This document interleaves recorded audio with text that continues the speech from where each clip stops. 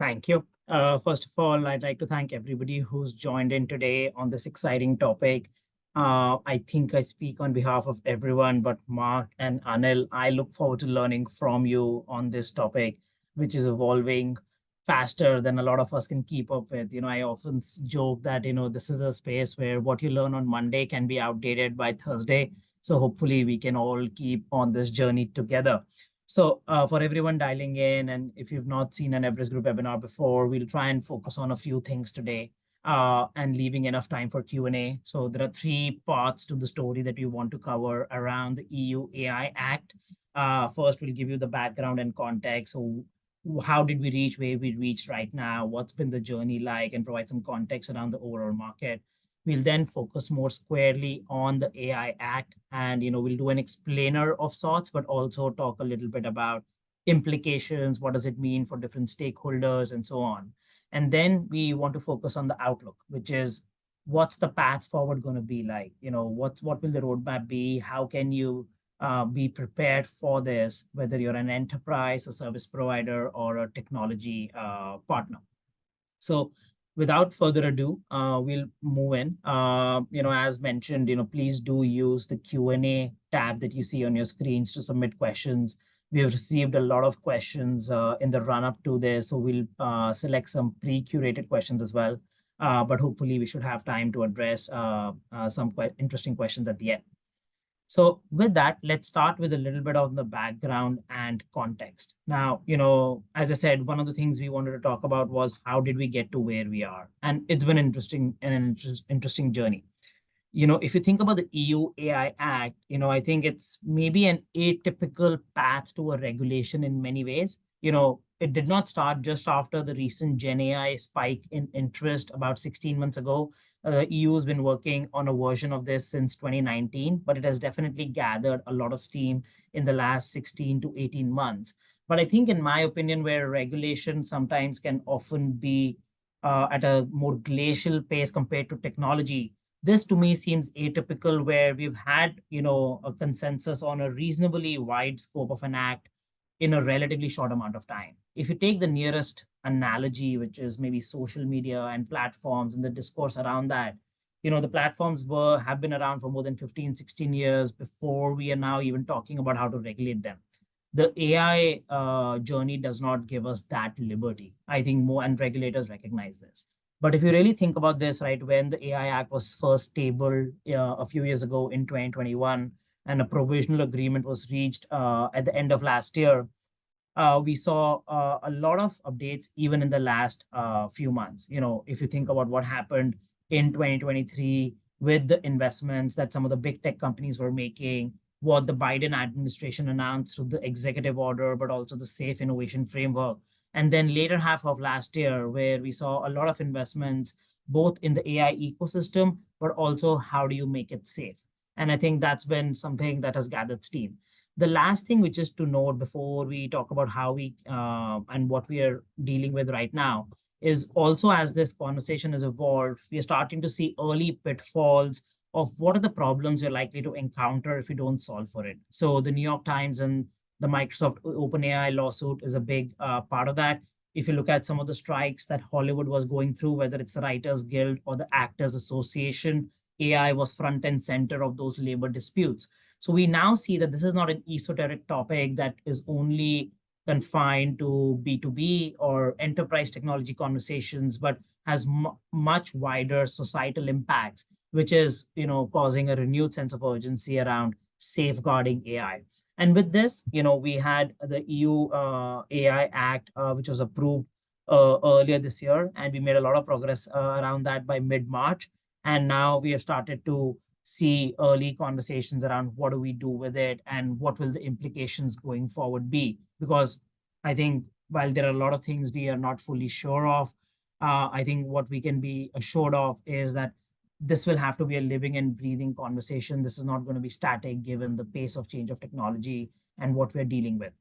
Now, if we really think about just the state of AI, and we spoke about the pathway to this regulation, but if you just talk about where we are in terms of the AI market, it's an interesting crossroads, in my opinion. All of us on the call, do a lot of interesting work around this. We're hearing from customers.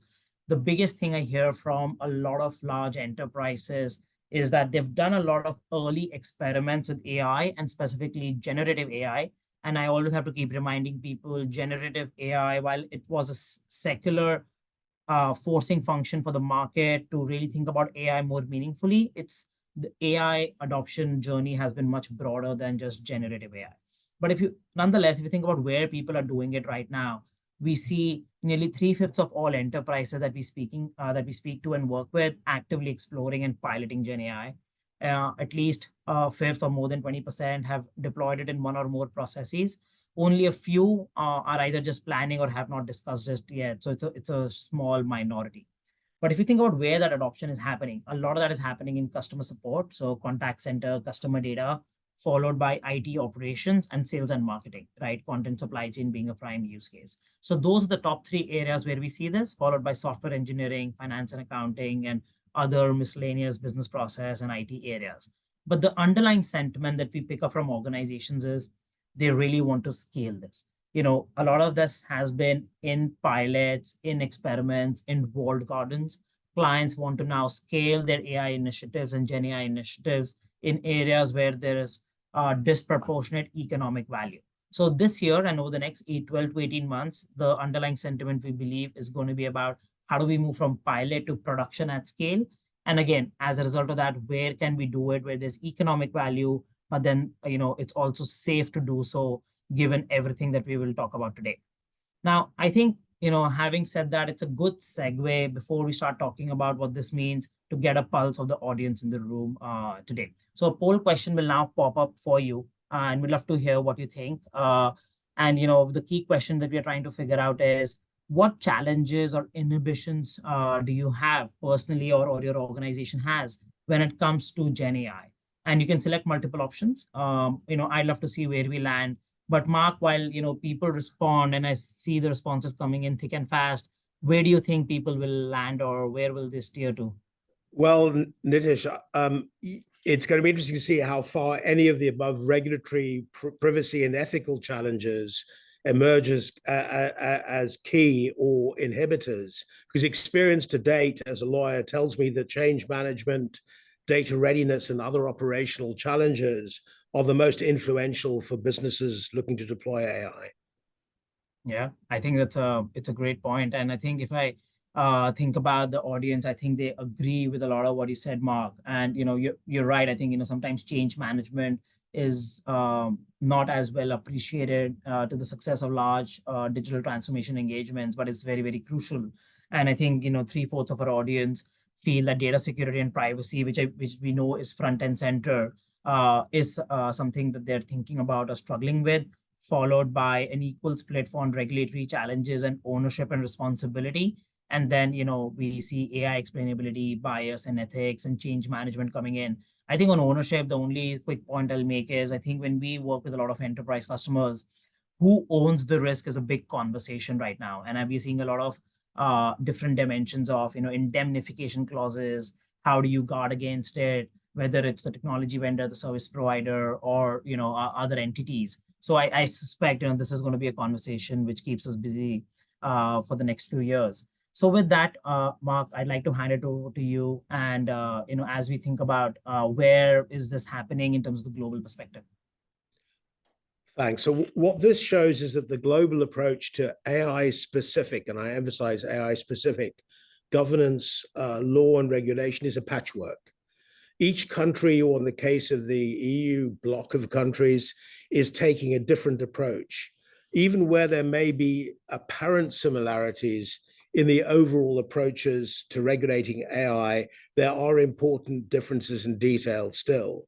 The exception, of course, in this patchwork is the EU and its Comprehensive AI Act, which you'll hear more about.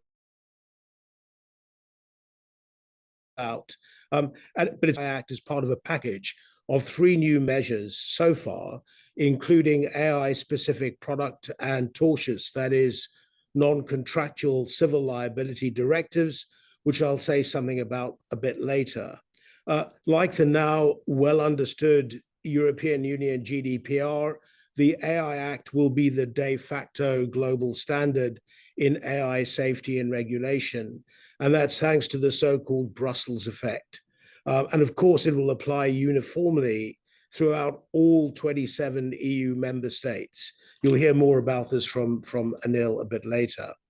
Whatever the EU has said about the AI Act being innovation friendly, it is much more about ex-ante regulation, safety, and the protection of fundamental rights in the EU.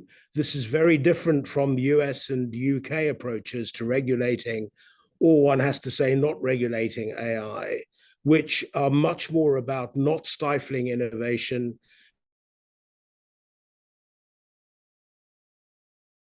and also about innovators in fact likely to default to those countries that regulate them least. That's just a fact of life. But this patchwork of pan-national, national, state, and city laws, especially in the US, state and city laws applying to AI, should alert all of us to the general need to monitor and be aware of the laws that we need to comply with, especially in cross-border and even in the US intrastate or city trade. And of course, more specifically, where businesses are looking to supply into or target users in markets where AI is regulated to varying degrees, which will of course include the EU. But please don't let this patchwork of AI-specific laws blind you to the reality that there are other laws and regulations that apply to AI. We just don't know about them yet. We have an idea.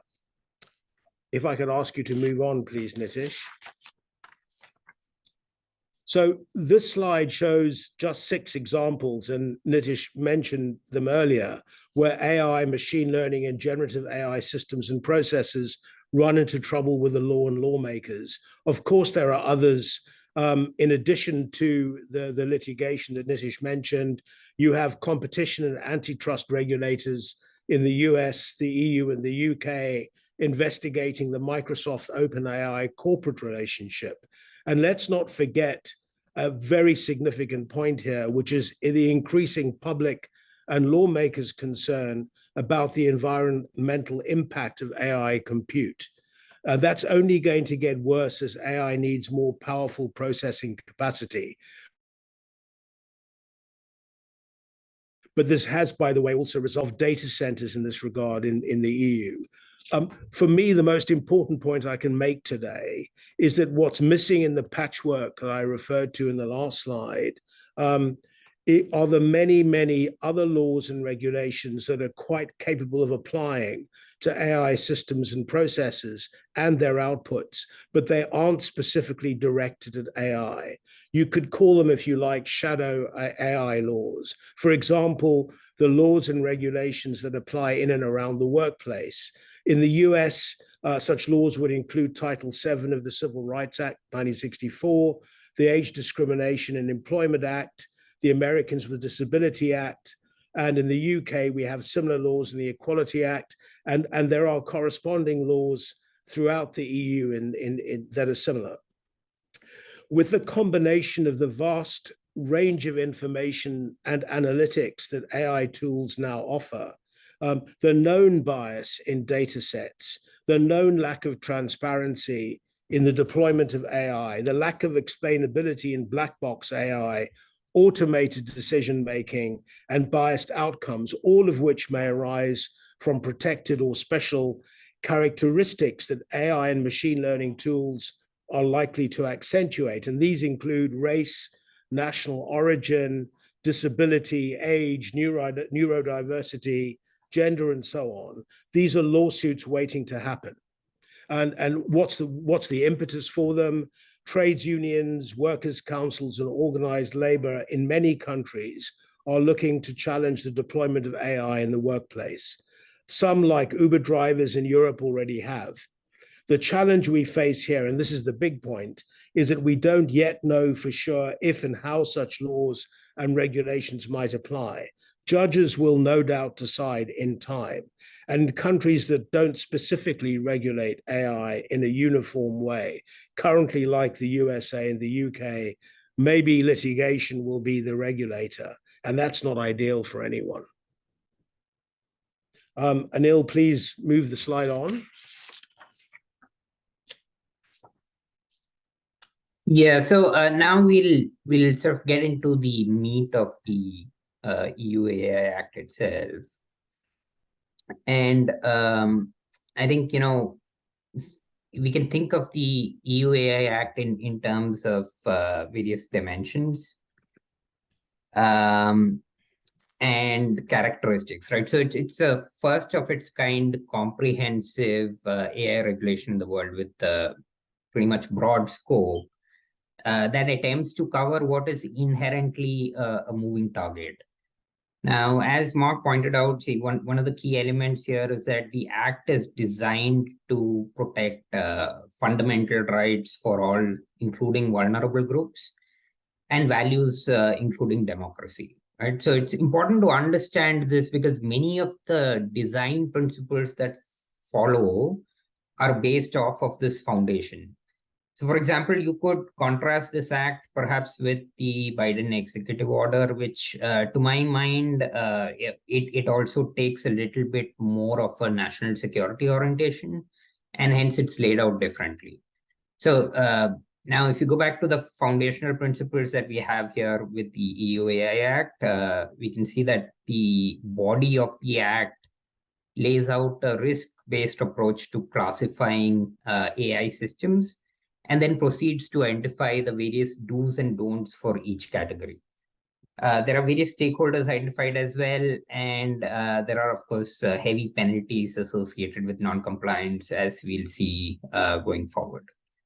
So if we can move to the next slide, what we'll see is that, apart from the risk-based classification mechanism, there are a few interesting treatments to call out. So first one is the general purpose AI systems, and these are treated somewhat separately from the broader risk classification. And that part of the act has had considerable debate and back and forth because, while the act was being formulated and debated and so on, the whole generative AI piece came in and, captured popular imagination. Right? So general purpose systems are the ones which have broad applicability and broad utility. So again, generative AI falls into that category.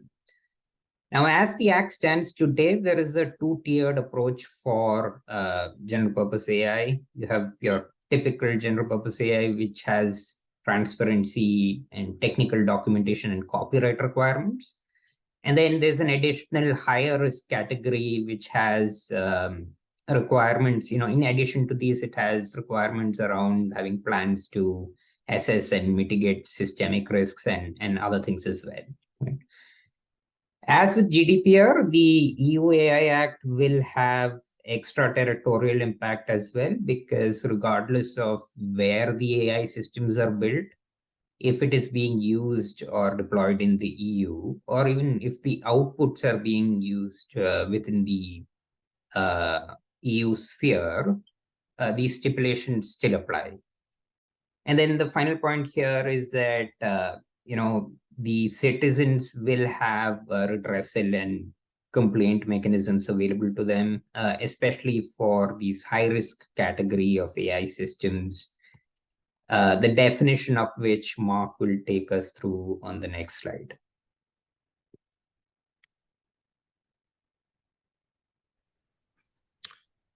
Thanks, Anil. So if there's one thing that everyone interested in AI knows about the AI Act is that it takes a risk-based approach, as you've said, in its scaled regulation of AI systems and processes. But the challenges of the rules to determine prohibited AI practices, those that pose unacceptable risk, and high-risk AI systems, as well as all of the obligations that follow the classification of AI systems and processes as high risk, are highly technical and complex. We don't know all the answers. As of 2 days ago, there was another leaked version of the AI Act. We believe it's the final text, but we're close to 500 pages with lots of questions and relatively few answers at this point. In the case of high-risk AI, the sections of the AI Act occupy more space than dealing with any other issue. So in the time we have, I want to focus on a small sample of the AI systems that seem likely in commercial practice to raise the most questions, and maybe controversially because they are going to be entirely prohibited. I want to deal with the unacceptable risk prohibited AI systems, which are going to be completely banned in the EU within 6 months of the act coming into force. So these include, and again, I'm trying to pick the more likely use cases that are going to cause challenges: emotion recognition systems in the workplace and in educational establishments, AI used to exploit people's vulnerabilities, such as age, disability, or specific social or economic situations that may cause them or their families or others significant harm. And you think online gaming or gambling, or even some metaverse applications here. All systems creating or expanding facial recognition databases by the untargeted scraping of facial images from the internet or CCTV footage, and biometric categorization systems that categorize individuals based on their biometric data to infer their race, political opinions, trade union membership, religious or philosophical beliefs, sex lives, or sexual orientation. There is an exception for the lawful use of such systems for law enforcement. And I go into that detail just to illustrate that we're going to have to be pretty sure what our AI systems do or don't do for the purposes of classification. And these are pretty broad categories. So even within the more limited group of completely prohibited AI systems, you need to understand precisely if and how your system or process may be classified. It's not quite as straightforward as we would like. Within the group of high-risk AI systems, firstly, there are systems that are deployed in high-risk products themselves, where the AI system is the safety component of a product or is itself a product in, for example, the following kinds of use cases. Strange mix, but it's a very long list: toy safety, lifts or elevators for our US viewers, safety components within elevators, protective systems used in so-called explosive atmospheres, medical devices, radio equipment, civil aviation security. As I say, it's a long list. And in addition, this first group of high-risk AI systems would be those required to undergo a third-party conformity assessment before they're introduced in the EU market. And this is under existing EU law. That's quite a narrow group, despite the long list. The second group of high-risk AI systems, and this is, again, just a sample, include those deployed in the following use cases. And these are going to be more challenging, I think, because of the breadth concerned: remote biometric identification systems, emotion recognition. So these are out with the prohibited emotion recognition systems I mentioned a moment ago. The management and operation of critical digital infrastructure, road traffic, or the supply of utilities like water, gas, heating, or electricity. Around the workplace, for the recruitment and selection of individuals, employee or worker performance assessment, disciplinary and termination processes, and determining promotion prospects are pretty broad in and around the workplace. And in the financial services sector, AI used for credit worthiness or credit scoring, excluding financial fraud detection, which is sensible, risk and assessment, and pricing of life and health insurance, pretty critical financial services products for most people. So for high-risk AI systems, it's a long and diverse list, including the processes and products within the systems and use cases. And with the focus of the AI Act being on high-risk AI, it's even more important for us and those who are looking to target, provide, and deploy AI systems in the EU market to understand how these rules will impact them.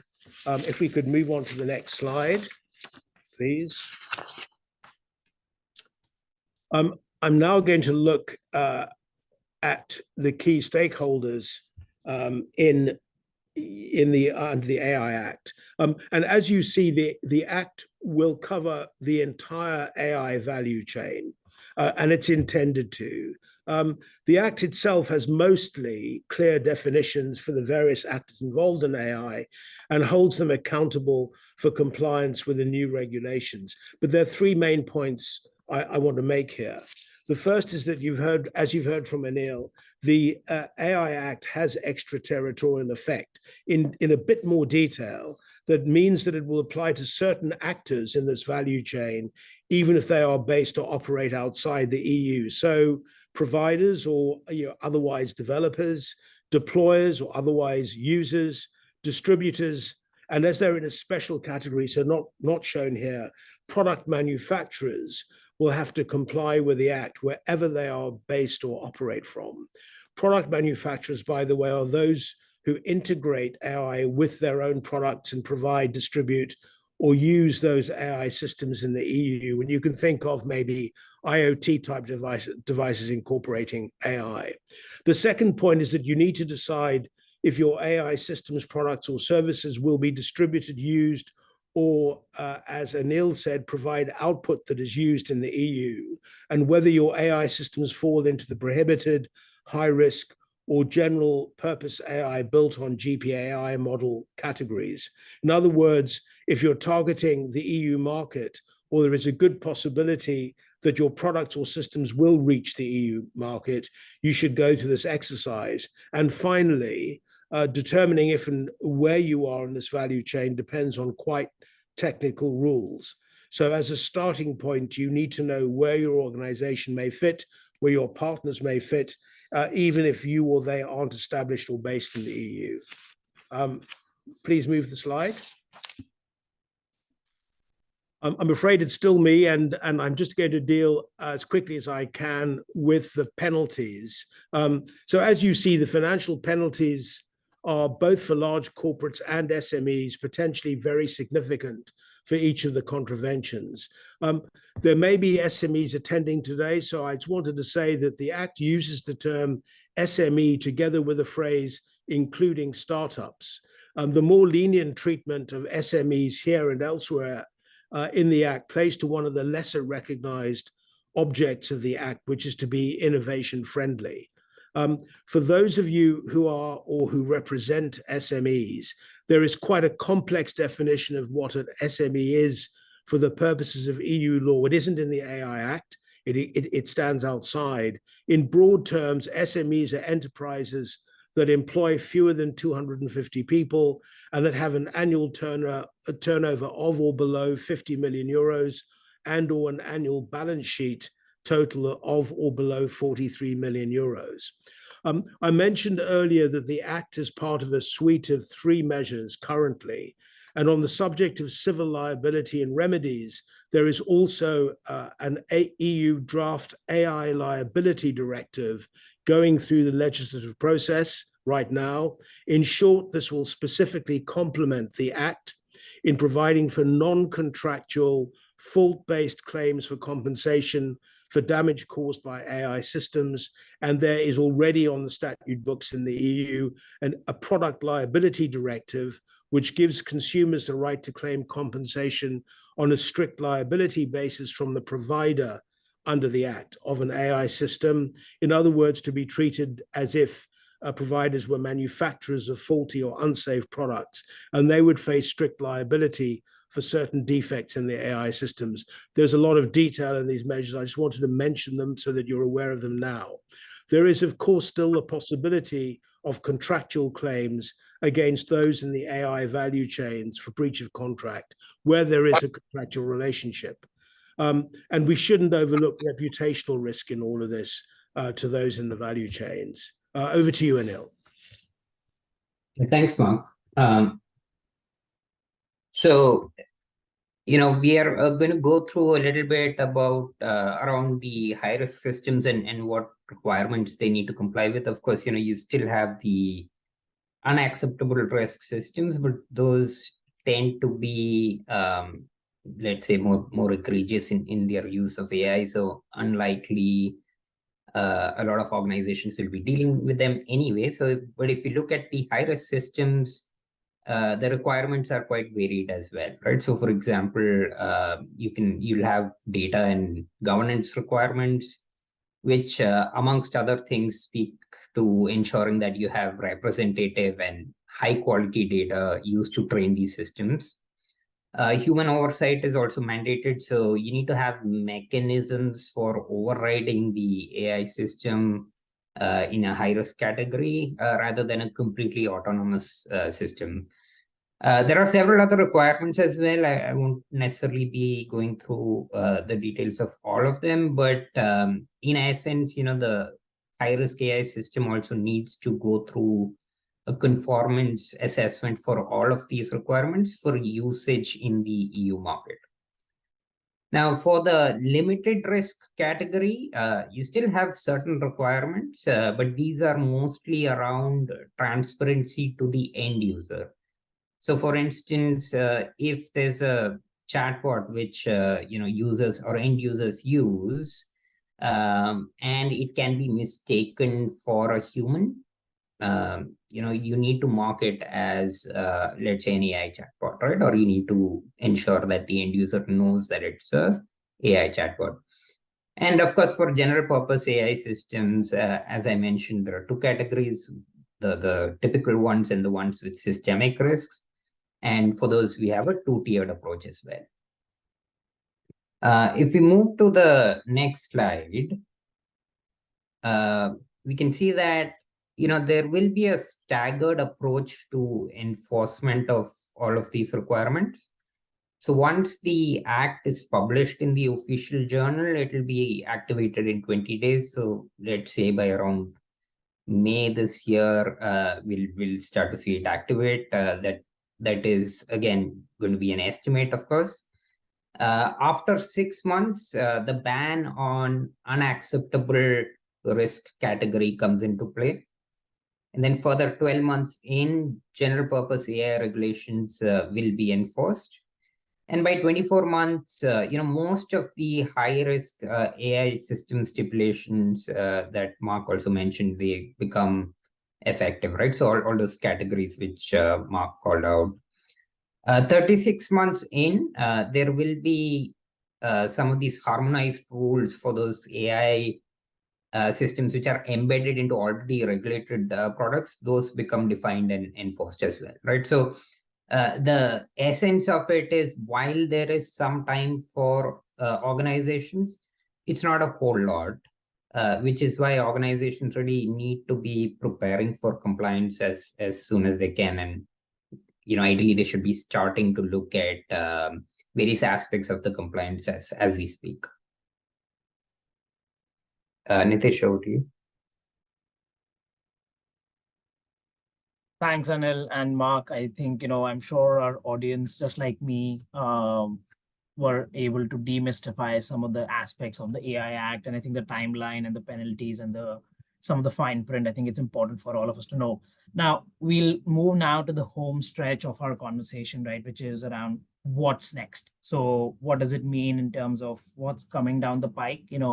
As much as we'd like to gaze into our crystal ball and come up with things, there's only limited foresight in terms of how this will evolve, but we'll try and attempt to do that. But the second, and maybe the more important thing we'll focus on, are the implications for different stakeholders that Mark spoke about earlier.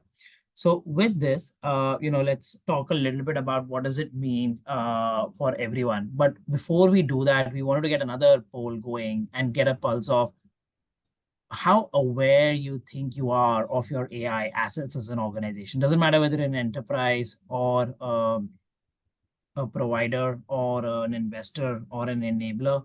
We'd love to see how aware you think your organization is. And I don't know where people will lean, but Mark, I'm really interested to see where people are on this. I think this is going to be a reflection of self-awareness, but where do you think we'll land?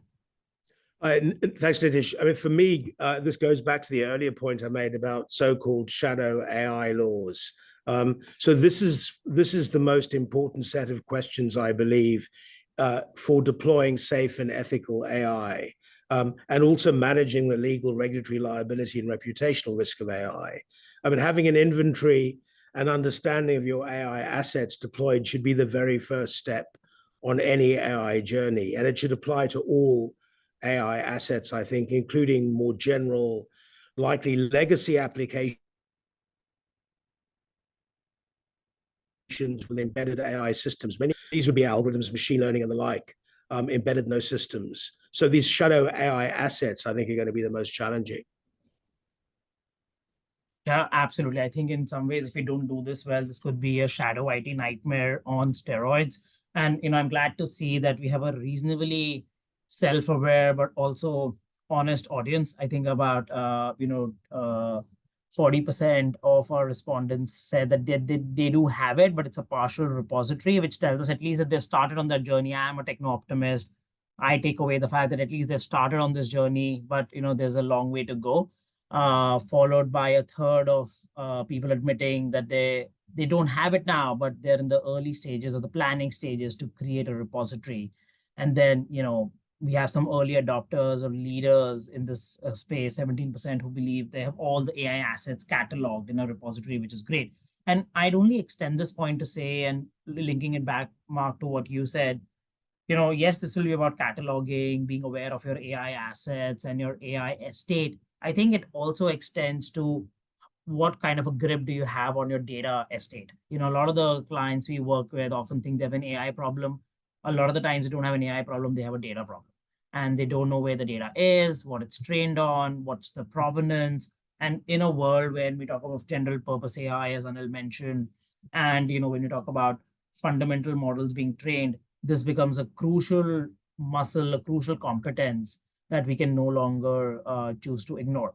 With that, let's take a quick look on what does it mean if you're an enterprise or a provider in this landscape, and what can you do proactively to safeguard yourself as well as your clients or end consumers around it. So if you're an enterprise, and the reason we put that poll up is you really need to have a great view on your AI asset inventory, which means existing AI models, tools, and systems. And as I said, going beyond getting a better grip on your data and all the aspects that this data touches, whether it's through yourself or your providers, your end customers. This whole movement to first-party data is also a part of this. The second is the risk classification, which we have spoken at length about. I think, yes, while there is some degree of ambiguity in terms of risk classification, the examples Mark gave today, they are illustrative, but we do need, everybody needs to get started on classifying their assets into those categories while the, more regulatory clarity is provided. The third is around the responsibility aspect. We spoke about this from an ownership perspective as well. So one, you need internal responsibility, an empowered, autonomous team, which is cross-functional to do it. This can't be just one person or a chief responsibility officer, but he or she or they have to be empowered with a cross-functional team to do it. But it's also about how do you assign responsibility with your providers. As I said to my point around indemnification earlier, we're starting to see sourcing conversations around who owns the risk, especially in the era of outsourcing. And then, how do you establish a framework around risk? And everybody has a risk framework in some industries more than others. But I think the era of potential AI risks is much broader, and it's not something that's going to be siloed to a certain part of your business. So having that framework and making it contemporary, relevant as you go along is going to be really important. If you're a provider, I think, similar to what we discussed, I think how do you help your clients rank risks is going to be important. Again, there can be a policy-based view, there can be a use case-based view, and we're seeing different variations of that. The second is how do you have up-to-date and again, contemporary technical documentation, which means, if you were to prove both the auditability, traceability of AI decision-making, making sure that it's not just in tribal knowledge with certain teams, but there is a chain of command that's established is going to be important. Then, everybody's favorite topic, everybody loves quality, and I'm sure everybody loves a good QMS. But I think what we need is a QMS which is also aligned to the Act's requirements. And we do believe some of the QMS providers are starting to update their roadmaps around it. And I think this is going to be evolving. And the third is, to use the cliche, this is not going to be a one and done story. This is going to be a journey. So how do you continuously monitor this? I think we need shared governance, and governance needs to be relevant. It needs to be kept up to date. It's not something you do as a checklist once in 3 months as a part of your QBRs with clients. So as we see, right, I think there's going to be a set of one-time activities, but more importantly, there are going to be there will be an evolving journey, especially around governance, to make sure we are on top of it as things evolve. Now, this means many different things to many different stakeholders. While we don't know what we don't know, we believe there are going to be some considerations, some open questions for especially the supply side of our participants on the call today. Whether you're a technology vendor, a platform player, or a service provider or a system integrator. Whether it comes to allocating responsibility for breaches, pre-training models, and so on. So you see a list of some leading considerations we believe that are more relevant to the supply community, but I'm going to pick up a few and ask Mark and Anil what they think about it. So Mark, given your background and your vast experience on this, what impact do you think this will have on the outsourcing of AI services and subsequently how providers might react in terms of commercial models, contractual models, and so on?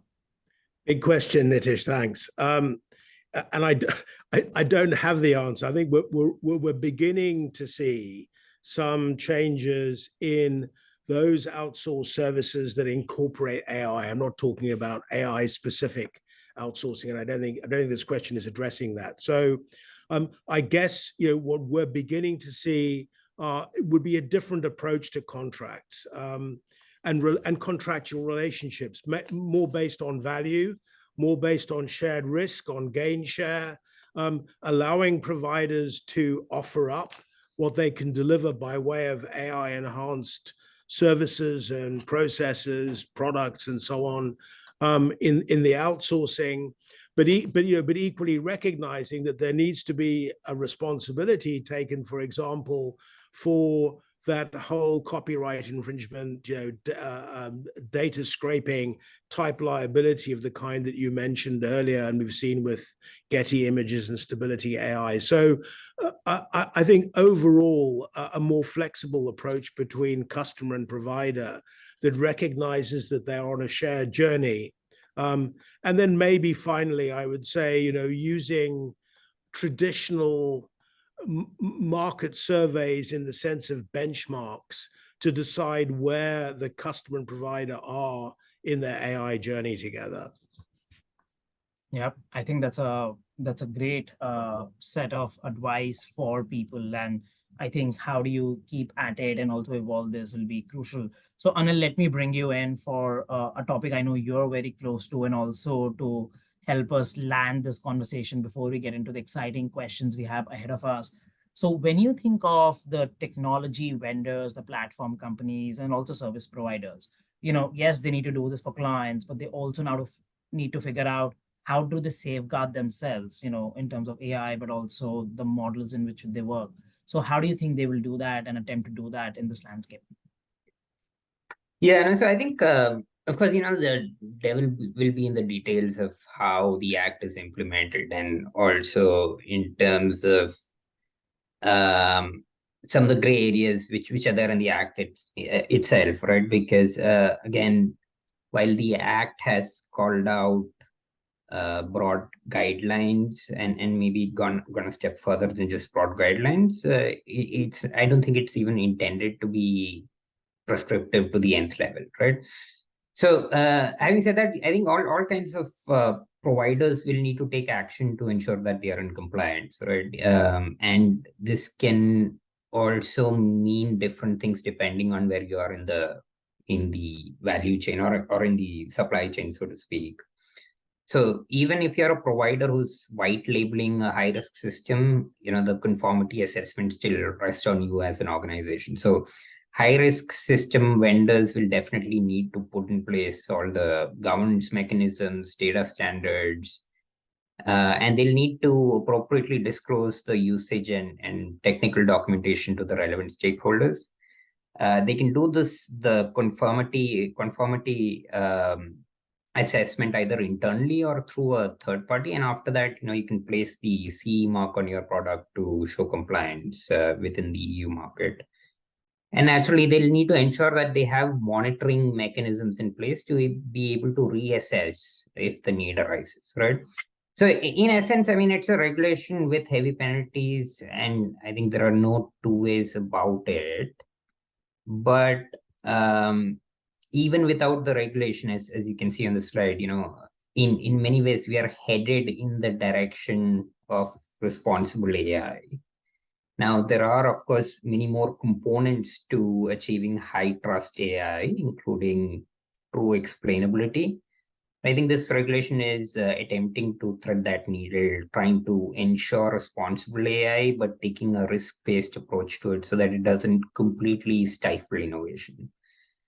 So it's a first step, but as the technology itself advances, we'll likely see more and more components of responsible AI being written into regulations worldwide. Okay, so with that, we are coming to the close in terms of content, but I can see already that we have a few questions come in. I'm going to pick a few. And Mark, maybe this one is for you. So the question is around, what will happen in the UK? So again, we know this regulation is EU specific, but do we think we'll have a different regulation in UK? How does this play out in a global environment, given the extraterritorial impact and so on? Yeah, it's very hard to see how, given where the UK government, current government, I should emphasize, has gone on AI, very strong on holding back on legislation, waiting to see how it develops, asking sector regulators to look at their particular sectors, including BFSI, for example, with 5 very broad principles to direct them. It's very difficult to see how the UK would follow the EU AI Act.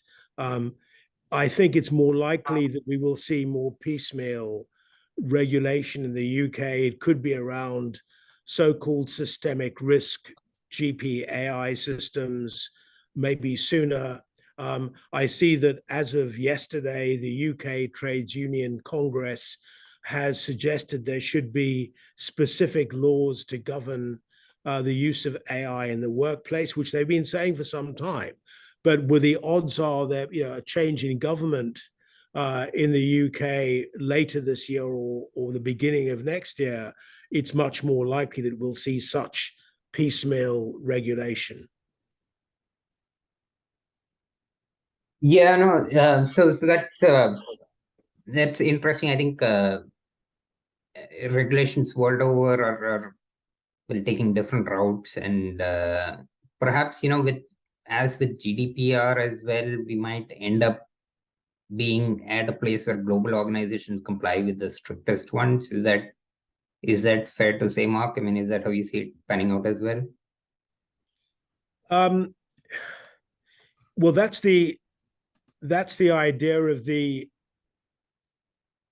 I hope you can still see me. Yes. That's the idea of the so-called Brussels effect. If you want to do business in the EU, you're going to have to comply with the AI Act. But of course, it's much more universal in its approach than GDPR, which, if you will, is a kind of single issue piece of legislation. So I think it's like the GDPR on steroids, honestly. Got it. There's another question on how this pans out in terms of its environmental effect, right? So we all know that generative AI and AI in general has a ton of energy consumption and associated sustainability questions associated with it, right? So question both for you, Mark, and maybe Nitish, you can also provide your opinion here. How do you see that being incorporated into some of these regulations, if at all? And how do you see that evolving going forward? I don't think that these specific environmental issues will, for the foreseeable or at all, be incorporated in the EU AI Act. They will be dealt with separately, as they are being done right now, focusing on the compute infrastructure, so data centers and they're not specifically around AI, but the EU is obviously looking at the energy requirements and the outputs of data centers, fully aware that even with more efficient chip design and manufacturing, there will be a vastly increased need for greater energy resources, with a potential pollution effect. So I think we're going to see separate regulations coming out of the EU that become more specific on AI. And it wouldn't surprise me if we see that elsewhere around the world. I mean, I hear from the US that various sectoral regulators are concerned about the sheer power that AI is absorbing in certain parts of the US, and with great concern about the impact that's having. And so imposing greater reporting requirements, as the EU is doing, on data center providers and those involved in AI compute. Thanks, Mark. So, Nitish, I know you're very close to the sustainability space as well. So, any thoughts on how you see this panning out? I'll quickly maybe add one point and not drain the question, but I think it's an important question as Mark said, on a broader AI scale, because I don't think the supply bottleneck for this is just going to be how many NVIDIA chips you can buy or how many data centers you build. But I think there is a finite amount of water and energy and a wall that we will hit up again soon. I think it'll be dealt with in two ways. One, I think data center technology is improving quickly, right? If you think of green data centers, cool data centers, the way they're cooled undersea and underwater as well, I think we will need to accelerate that. That's a journey we've been on. The second is, frankly, we need to be smarter about our LLMs, right, and large language models. I think there's this unhealthy obsession with really, really large language models. What we are finding out is that often organizations are over-investing in LLMs for a certain use case. So the analogy I often use is, it's a bit like buying a really expensive car. Let's say you buy the latest Porsche, but you only go out to the neighborhood grocery store to buy a pint of milk and you don't use it for anything else. So we will get to smaller LLMs, which are industry specific, curated, fine-tuned on a specific set of data. And eventually that will also help in the fact that we don't just need expensive GPUs to run it. Eventually, hopefully, my sense is we will get to some degree of CPU compatibility as well. So hopefully smaller specific LLMs, which reduce the compute usage, and second, improvement in the whole green data center economy. Okay, so there's also a question on whether, where AI is used to replace jobs, do businesses carry any risk? So I'll share my thoughts on it, and I'll invite both Mark and Nitish if you have any comments on it. But I think, for certain categories, at least within the scope of this act, I think for certain categories, of course, it's been clearly defined that you need to have some sort of ability for humans to override the system, especially in the high risk category, right? So in that sense, it's not completely autonomous, but if we were to address the broader question on AI being used to replace jobs, I think that's happening as we speak, right? Or it has been happening for some time. It's not just AI, it's automation, it's other systems as well. So that will continue to happen in many ways, and it may not necessarily always be replacement. It may just be that the skills required for different kind of roles, given AI automates some of the tasks which can be done by humans today, it'll just be different, right?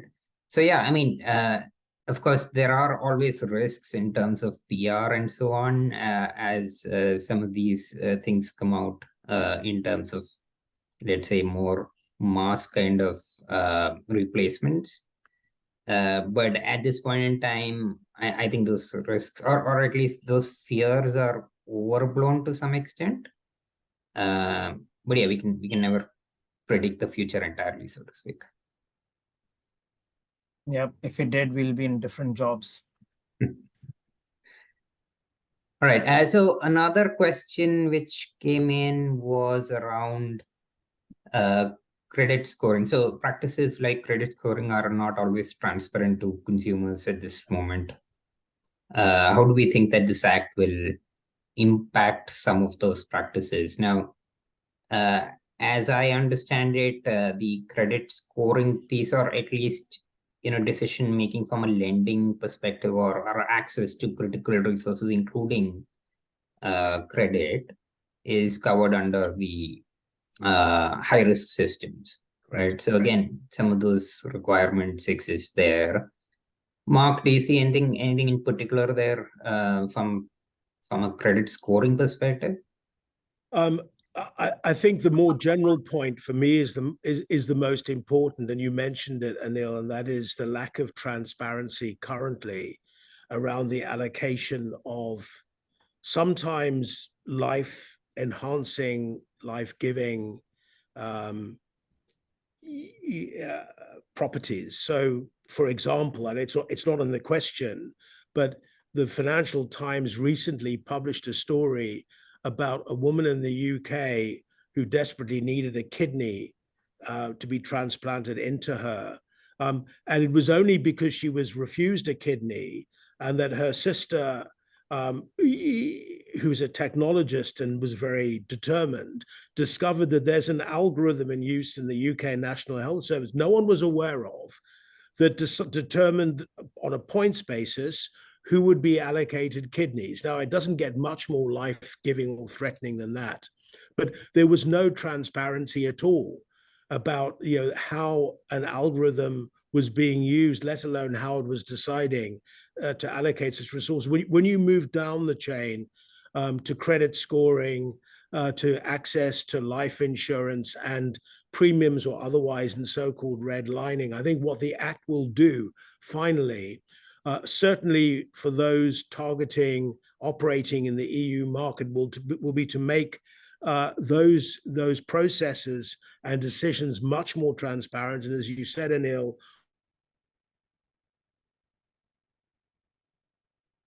also including which is essential in high risk. So I think that's a very good outcome as we see it.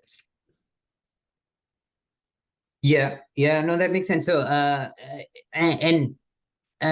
see what you're saying. So basically, the access to critical resources, and which in many ways there are a lot of elements there, some much more critical than others. So, and I guess you pointed out one example of that as well, right? So those would be again monitored, or those would require much more transparency than some of the others.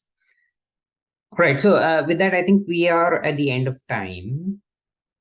So thank you again, Nitish and Mark, for co-hosting this with me, and thank you everyone for attending.